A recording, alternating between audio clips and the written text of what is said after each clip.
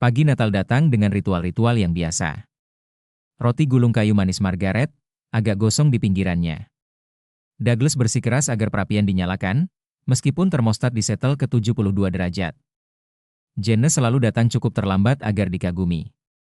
Pohon Natal berkelap-kelip dari sudut ruangan, dihiasi bohlam emas yang sama dari masa kecilku. Aku bisa melacak setiap retakan pada ornamen, setiap retakan pada rusak kutub keramik, cacat yang tak pernah kami sebutkan. Seolah tradisi itu sendiri menuntut keheningan, ibuku, Margaret Hart, mengenakan jubah merah beludrunya seperti seorang ratu yang sedang membuka lapangan. Ia berseri-seri, pipinya merah muda, senyumnya lebar. Di tangannya, sebuah kotak kecil berbalut emas dengan pita satin. Ia menoleh ke Jane, adik perempuanku 2 tahun lebih muda, dan satu-satunya anak mereka secara rohani, meskipun bukan secara darah. Bukalah, Margaret berseri-seri.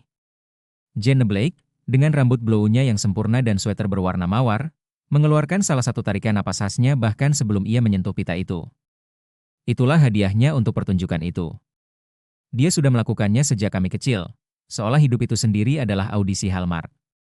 Dia membuka kertas itu perlahan, menikmati momen itu.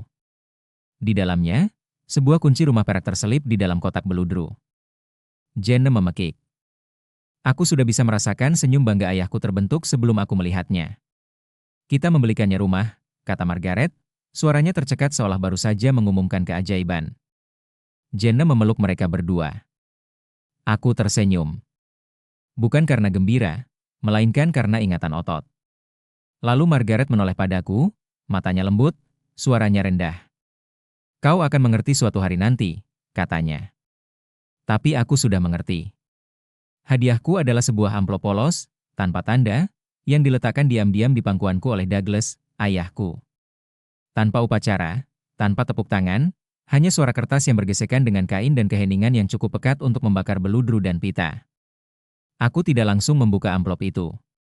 Amplop itu berada di pangkuanku seperti sesuatu yang rapuh dan samar-samar memalukan, sebuah pengingat bukan hanya akan kekuranganku, tetapi juga seberapa jauh mereka akan berusaha agar kekurangan itu terasa normal.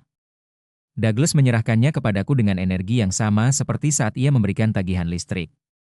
Tanpa kontak mata, tanpa sentimen, hanya sebuah lirih, ini dia. Sementara itu, Jane masih memekik, mengangkat kunci rumah barunya ke arah cahaya seolah terbuat dari berlian, bukan utang dan pilih kasih. Margaret mengusap matanya dengan serbet dan membisikkan sesuatu tentang meja granit dan lemari pakaian walk-in. Aku kembali menatap amplop itu. Tanpa kartu, hanya namaku yang ditulis tangan di sudut amplop dengan huruf sambung melingkar khas ibuku, gaya yang telah ia sempurnakan untuk pamflet PTA dan label Natal. Aku menggerakkan jariku di sepanjang lipatannya, tetapi tidak membukanya, karena bahkan sebelum aku tahu apa isinya, aku sudah tahu artinya. Itu berarti mereka melihatku dengan cara yang sama seperti sebelumnya. Saya berumur 9 tahun saat pertama kali membuat kue ulang tahun sendiri. Coklat, dengan terlalu banyak minyak dan gula. Margaret membantu. Tetapi hanya karena Jane adalah latihan balet dan tidak ingin dapur berbau aneh nanti. Pagi itu, saya turun lebih awal, tersenyum, penuh harap, berpikir mungkin akan ada balon, kartu, atau sesuatu. Dapur kosong. Tidak ada hadiah, tidak ada lilin, hanya aroma roti bakar gosong dan Margaret bersenandung sendiri sambil menyisir rambut Jane di kamar sebelah. Di tahun yang sama, Jane mengadakan pesta halaman belakang dengan kuda poni. Bahkan tetangga yang tidak kami sukai pun datang, membawa hadiah berkilauan dan pujian yang sudah dipersiapkan untuk anak orang lain. Saat saya masuk SMP, saya sudah tidak mengharapkan apapun lagi. Ketika saya lulus dengan pujian, Margaret tidak datang. Jane mengikuti kompetisi tari regional. Saya mendapat pesan teks yang berbunyi, bangga sekali. Maaf kami tidak bisa hadir. Ayo, dapatkan mereka. Ketika saya meraih juara pertama di pameran sains tingkat negara bagian, model bendungan hidroelektrik, berfungsi penuh, Douglas datang terlambat 15 menit dan pergi sebelum penghargaan. Dia sempat bermain golf dengan seseorang yang penting. Minggu berikutnya, ketika Jane mendapatkan iklan sampo berdurasi 30 detik, mereka mengadakan pesta makan malam. Sampahnya membingkai foto produk tersebut seolah-olah itu adalah sebuah Pulitzer. Ada momen yang kuingat lebih sering dari yang seharusnya. Tahun terakhir, malam penghargaan akademik. Aku telah bekerja keras, luar biasa keras, menjalani 2 pekerjaan paruh waktu, mempertahankan IPK 4,0, menulis makalah sampai jari-jariku kram dan mataku kabur. Mereka memanggil namaku untuk beasiswa terbaik di depan auditorium yang penuh sesak. Aku berjalan ke atas panggung, mengamati kerumunan, dan di sanalah dia, Margaret, barisan depan, tidak bertepuk tangan, hanya menggulir ponselnya. Ketika aku turun dengan sertifikat yang masih hangat di tanganku, dia mendongak dan berkata, cukup keras untuk didengar oleh orang tua di dekatnya. Yah, setidaknya dia pandai dalam sesuatu. Satu kalimat itu mengiris tepuk tangan seperti pisau bergerigi. Bahkan sekarang, aku masih bisa mendengarnya. Dulu aku bertanya-tanya apakah aku hanya berhayal. Apakah aku hanya anak yang getir di bawah bayang-bayang saudara kandung yang lebih bersinar. Tapi pilih kasih tak berbisik. Ia mengukir. Ia mengukir dirinya sendiri dalam liburan, makan malam, dan semua momen di mana cinta seharusnya paling lantang. Pagi itu, melihat Jenna memegang kunci rumah sementara aku memegang amplop tak bernyawa, aku berhenti bertanya-tanya. Aku tahu persis di mana aku berdiri. Dan aku juga tahu hal lain. Ini bukan saatnya untuk bicara. Belum. Tapi itu akan datang. Ku buka amplop itu dengan hati-hati seperti kau membuka luka yang sudah kau tahu akan meninggalkan bekas. Hanya ada selembar kertas di dalamnya. Tak ada surat, tak ada pesan, hanya selembar daftar lowongan pekerjaan, peran asisten administrasi di kantor asuransi regional. Lowongan kerja pemula, per jam. Di dekat bagian bawah, dengan tinta yang jelas-jelas merupakan huruf cetak tajam Douglas, penuh tekanan dan kendali, ia menulis, kupikir ini mungkin lebih cocok untukmu. Aku menatap halaman itu tanpa berkedip, jari-jariku dingin. Tak seorang pun memperhatikan. Jenna masih membicarakan pintu Perancis dan sudut baca yang manis itu. Margaret sudah mengisi ulang kopinya. Kubiarkan kertas itu jatuh kembali ke dalam amplop, melipatnya 2 kali, lalu menyelipkannya di bawah kakiku, bukan untuk menyembunyikannya, hanya untuk mengakhirinya. Ruangan itu penuh kebisingan, tetapi tak satu pun terdengar. Yang kudengar hanyalah suara amplop itu bergesekan dengan dirinya sendiri, kertas tipis di atas kertas tipis, seperti sesuatu yang berbisik bahwa aku takkan pernah cocok di sini seperti dirinya. Mereka memberiku lebih sedikit bukan karena mereka lupa. Mereka memberiku lebih sedikit karena mereka yakin aku butuh lebih sedikit, karena aku selalu tahu caranya. Membayar sewa rumah sendiri, mengepak barang sendiri, mengangkat telepon sendiri ketika perawat sekolah menelepon. Dan kurasa itulah yang paling menyakitkan. Bukan hinaannya, tapi keyakinan penuh yang mereka tunjukkan saat menyampaikannya. Mereka tidak kejam. Mereka konsisten. Aku tak berencana kembali, tapi rasa bersalah selalu menyamar sebagai kewajiban. Apalagi kalau ibumu menelepon 2 kali seminggu, menggunakan kata-kata seperti ayahmu, sakit hati, dan tak bisa angkat kardus tanpa bantuan. Bukan permintaannya yang membuatku terharu. Melainkan nadanya, nada kekhawatiran yang manis dibalut tuduhan tak terucap, seolah menolak berarti aku dingin atau egois, seolah puluhan tahun penolakan diam-diam bisa dihapuskan hanya dengan satu kebaikan di hari Sabtu.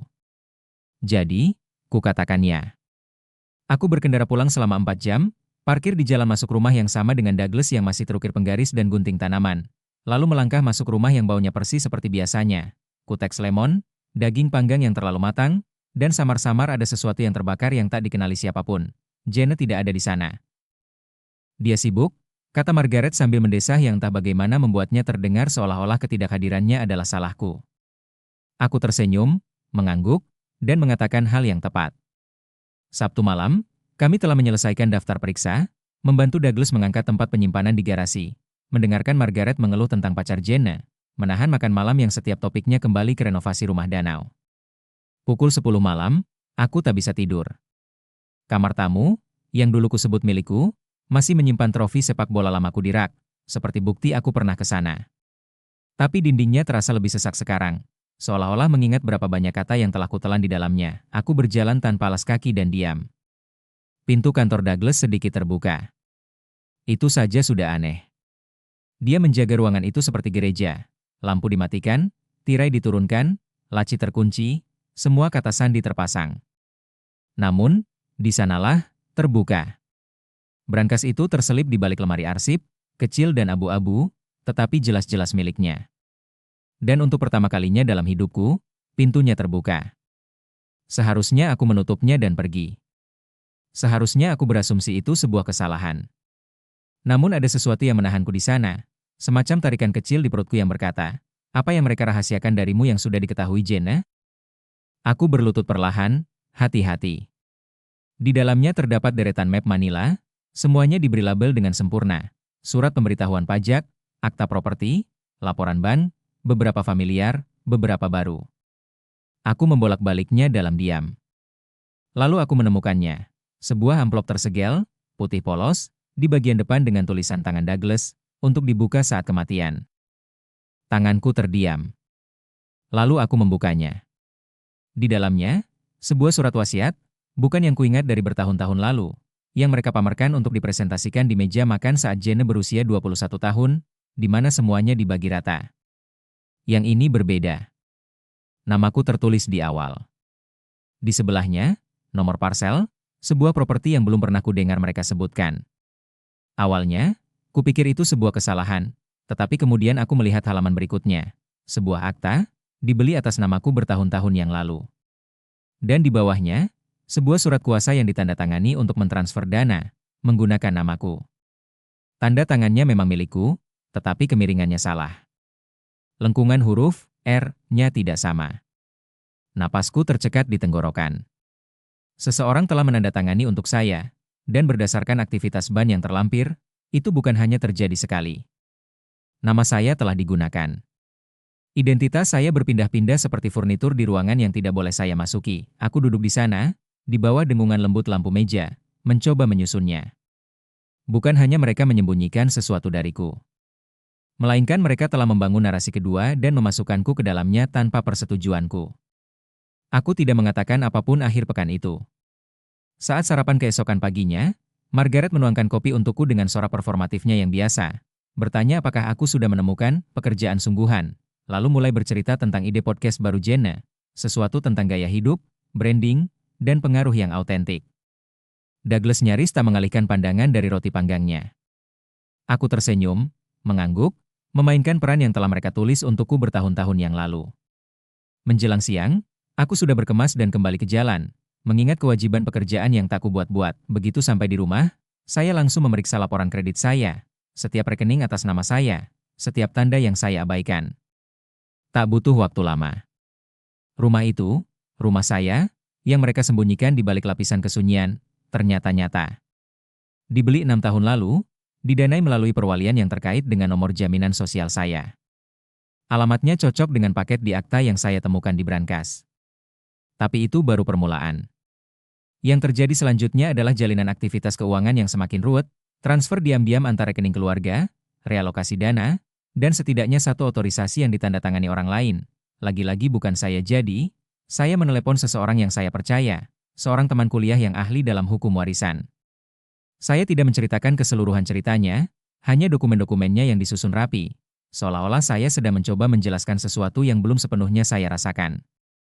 Dia menelepon saya kembali 2 hari kemudian. Suaranya tenang, tetapi kata-katanya tajam. "Clara, kalau kamu mau menangani kasus penipuan, kamu pasti punya kasus. Tapi bukan itu yang kamu inginkan, kan?" Dia benar. Saya tidak ingin balas dendam. Saya ingin kejelasan, lalu kendali. Maka, kami mulai menggali, diam-diam, hati-hati. Apa yang muncul selama beberapa minggu berikutnya terasa ironis dan nyaris absurd. Di atas kertas, saya lebih kaya daripada yang pernah saya bayangkan. Tidak boros, tetapi bermakna. Rumah itu, rekening investasi kecil yang tak saya ketahui keberadaannya, dan ikatan dengan perusahaan induk keluarga yang dulu melindungi aset selama usaha bisnis Jane. Rumah danau itu adalah detail yang paling memberatkan. Rumah itu, kebanggaan mereka, tempat peristirahatan mereka, warisan mereka, telah digadaikan secara rahasia 3 tahun sebelumnya untuk mendanai lini perawatan kulit Jane yang gagal. Mereka mencoba memperbaikinya secara diam-diam. Douglas mungkin yakin ia bisa melunasinya sebelum bank datang mengetuk, tetapi ia tidak bisa. Saat saya menemukan akta jual belinya, rumah itu sudah ditandai untuk dilelang. Dan disitulah semuanya menjadi menarik, karena saya membelinya, tidak secara langsung, tidak sebagai Clara Hart. Saya mendirikan perusahaan cangkang, Shell LLC, menggunakan pengacara saya sebagai kuasa hukum, dan mengajukan pembelian secara anonim melalui agen pemegang saham. Prosesnya legal, bersih, dan tak terbantahkan. Pengurusan dokumen memakan waktu berminggu-minggu, tetapi ketika selesai, saya duduk di sana dengan akta di tangan. Dan untuk pertama kalinya dalam hidup saya Saya memiliki sesuatu yang mereka inginkan. Ini bukan tentang rumah. Ini tentang sejarah, tentang memutus siklus, tentang memperjelas bahwa saya telah melihat setiap inci kelalaian mereka, dan saya telah memilih, untuk sekali ini, untuk tidak menerimanya. Mereka masih belum tahu. Margaret terus mengirim pesan tentang Natal. Bertanya apakah aku akan pulang, apakah aku bisa membawakan anggur, apakah aku sudah mendengar kabar tentang pacar baru Jenna. Douglas mengirimiku email berisi lowongan pekerjaan dengan subjek, sesuatu yang stabil.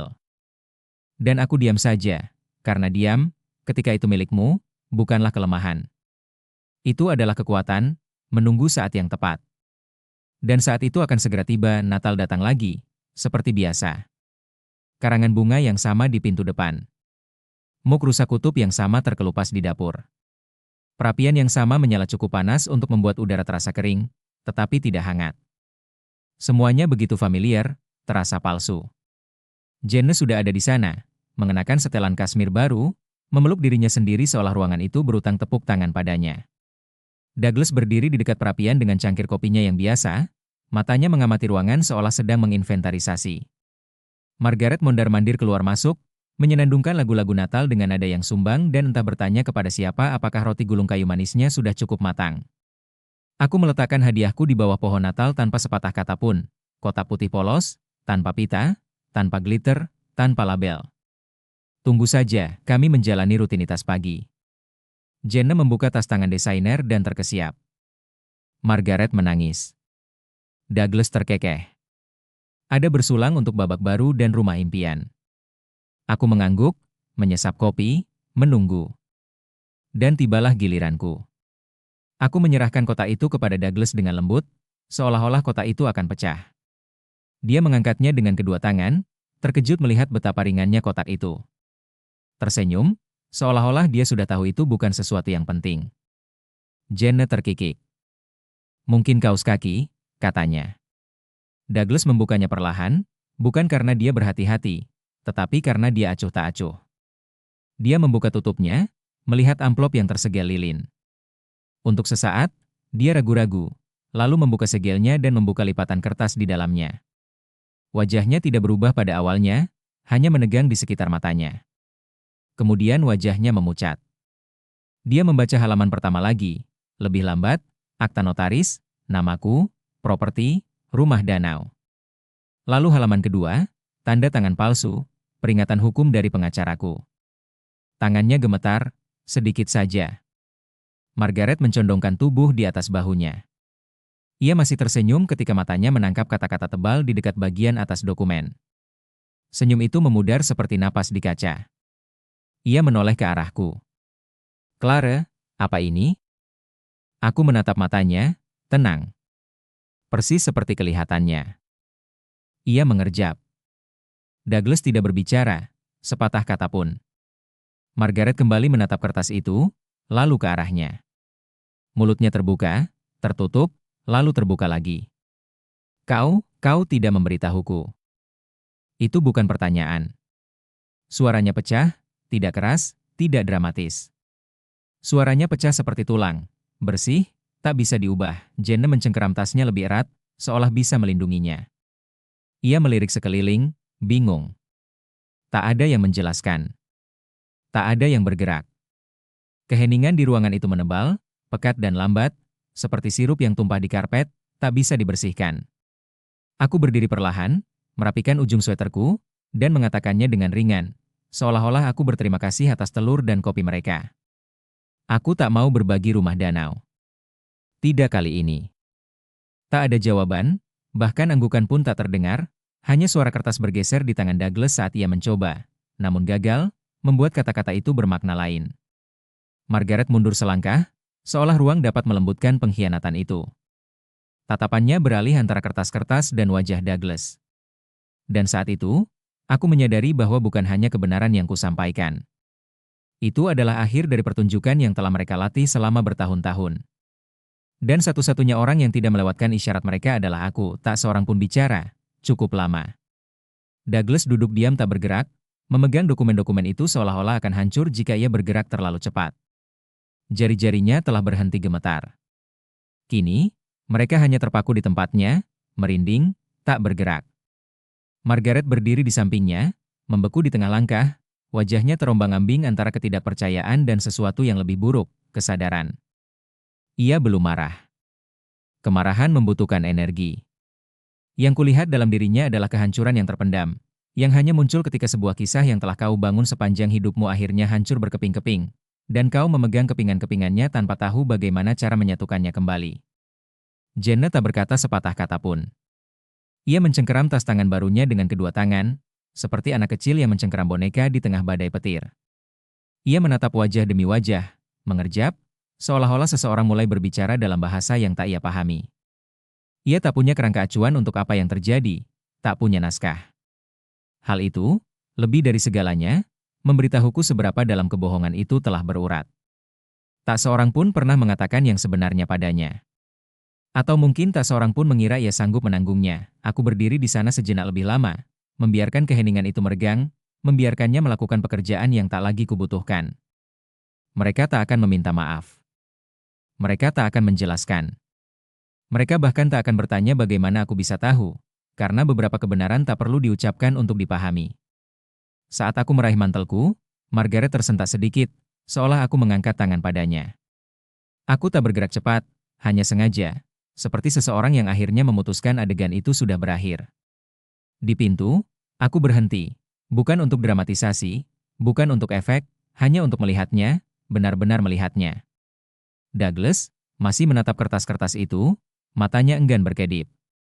Margaret ambruk beberapa inci. Jenna terdiam sekali. Dan aku masih berdiri. Sekadar untuk memperjelas, kataku lembut, aku tak akan mengembalikannya. Bukan rumah ini, bukan namaku. Tidak lagi. Hanya itu. Lalu kubuka pintu dan membiarkan udara dingin Desember mengalir di belakangku, seperti air setelah bendungan jebol. Udara itu menerpa wajahku seperti kebenaran. Tajam, jujur, bersih, menjelang sore, salju mulai turun. Serpihan salju yang lembut dan stabil melayang turun dalam keheningan yang hanya dipahami musim dingin, di mana udara tak sekadar hening, melainkan tenang. Setiap suara meredup, setiap sisi melunak. Aku duduk di kursi tua berlengan dekat jendela rumah danau milikku. Selimut menyelimuti bahuku, kopi mendingin perlahan di sampingku. Tak ada musik, tak ada suara, hanya derit kayu samar saat angin bergerak melintasi dinding. Tempat itu tak glamor. Butuh lantai baru. Cerobong asap berasa padahal seharusnya tak ada. Termostat berbunyi klik 3 kali sebelum berfungsi. Tapi itu milikku, dan tak seorang pun memberikannya padaku. Mereka tak pernah bermaksud agar aku memilikinya.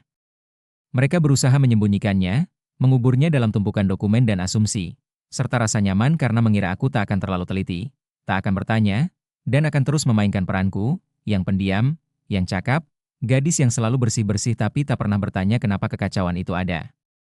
Aku tak merasa menang. Tak ada bagian dari semua ini yang terasa seperti kemenangan.